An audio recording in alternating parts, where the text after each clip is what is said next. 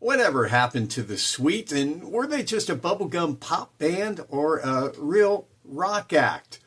We'll talk about that coming up next on Music Meanderings.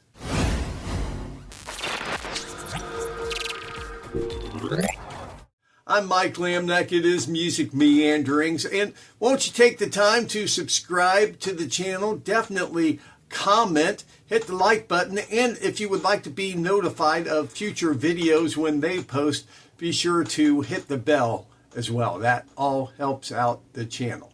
So, what happened to the band Sweet? Where are they today? Now, the band blew up in Europe in the early to mid-70s with 13 top 20 hits.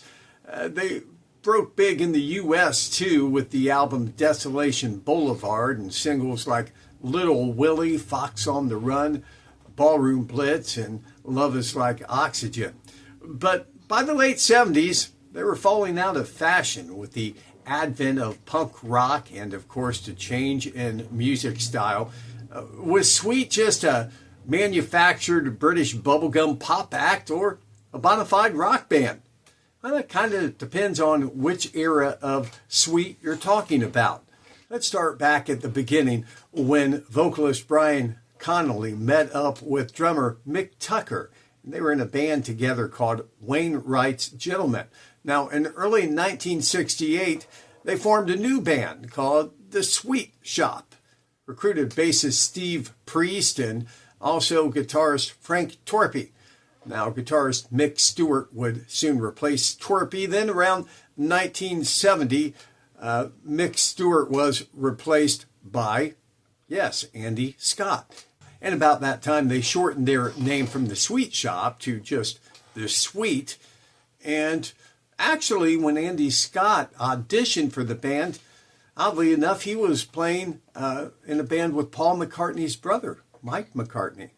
Now, the addition of Andy Scott completed what we know as the classic lineup of the band. They signed with RCA in the UK and began working with the songwriting production team of Mike Chapman and Nicky Chinn, who gave them their first hits, including the poppy Funny Funny, Coco, Little Willie, and Wig Wham Bam, and the heavier blockbuster Teenage Rampage, 16s, and Hellraiser followed.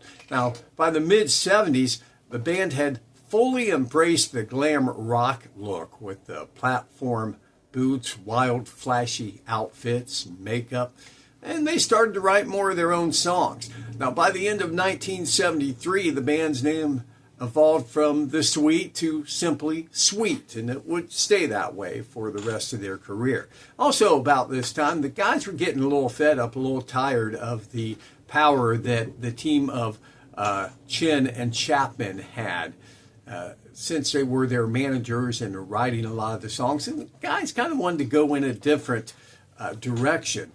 The album Sweet Fanny Adams did just that. It was released in April 1974 and featured harder rocking tracks written by the band, including Sweet F.A. and Set Me Free. Now, their breakthrough album, Desolation Boulevard, was also released in 1974 with very different track listings on the UK and US albums. 1975's Fox on the Run was the first self-written major hit and marked a turning point for the band. Now, the Desolation Boulevard album, US version, a little difference in the cover too. If you look at the font of the letters in the title, you can tell the difference between this and the British release. But because some of those albums and singles were not released in the U.S., they went ahead and kind of made this a combination of new studio album and greatest hits. It had Ballroom Blitz, the 16s, No You Don't, AC/DC, I Want to Be Committed's on it, Sweet F.A., Fox on the Run, of course, their huge hit, Set Me Free, Into the Night, and Solid Gold Brass. All on the U.S. version of Desolation Boulevard, which is the first time a lot of people in the U.S. really took note of the band. Well, 1975's Fox on the Run was their first self-written major hit and marked kind of a turning point for the band. It was released worldwide in March 1975, became their biggest selling hit, reaching #1 in Australia, Germany, Denmark, and South Africa, #2 in the UK, Ireland, Norway, and Netherlands, and #3 in Austria and Switzerland. The song actually reached #2 in Canada and #5 in the US, and was also significant because it really marked the end of that Chen Chapman relationship and the songwriting for the band. They were ready to take over and be their own songwriters and producers at this point, had the confidence to do that. Now, the following single release, a hard rock track called Action, in the summer of '75, peaked at #15 in the UK, and Sweet spent the latter half of 1975 in Munich, Germany, where they recorded the Give Us a Wink album, which to this day is still my favorite album by Sweet. Give Us a Wink. Owned this on cassette. It was the first Sweet album I bought. Been able to replace it on vinyl. Of course, has the kind of nifty inner sleeve that you can make wink if you really wanted to work that hard. Sweet and Give Us a Wink. Featuring, of course, Action on here. The Lies in Your Eyes, which was a single, didn't really chart or do anything for them. As 4th of July, that was a follow-up single too. Also, Lady Starlight, Cockroach, Yesterday's Rain, The Rockin' Healer. Song for song, I would say this is my favorite Sweet album. Give Us a Wink. That was released in 1976, and they went on a tour of America, 50 headlining concert dates in 1976. Now, a new album, Off the Record, was released in 1977, but the band canceled a tour of the U.S. with Aerosmith. They did not play a single concert for the whole year of 1977. In fact, Sweet left the RCA label in '77, signed a new deal with Polydor, released Level Headed in 1978, which was to contain their really final big international hit, which is Love Like Oxygen. Your Love Is Like Oxygen was just a monster hit. The 45, the single edit, although the album version is still my favorite. But the album's Level Headed, Cut Above the Rest, Identity Crisis, all followed after lead singer Brian Connolly had left the band. His alcoholism and subsequent health issues were affecting his ability to perform and sing, and he left the band in 1979, so they released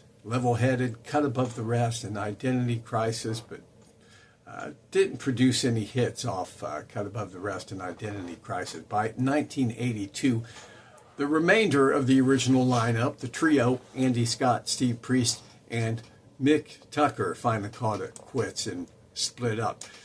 And that's when things began to get messy. Starting in the mid-'80s, various versions of Sweet started to appear. You had Andy Scott and Mick Tucker reforming with new members, while Brian Connolly had his own version called Brian Connolly and the New Sweet. And later, not to be left out, yes, Steve Priest formed his own version of the band.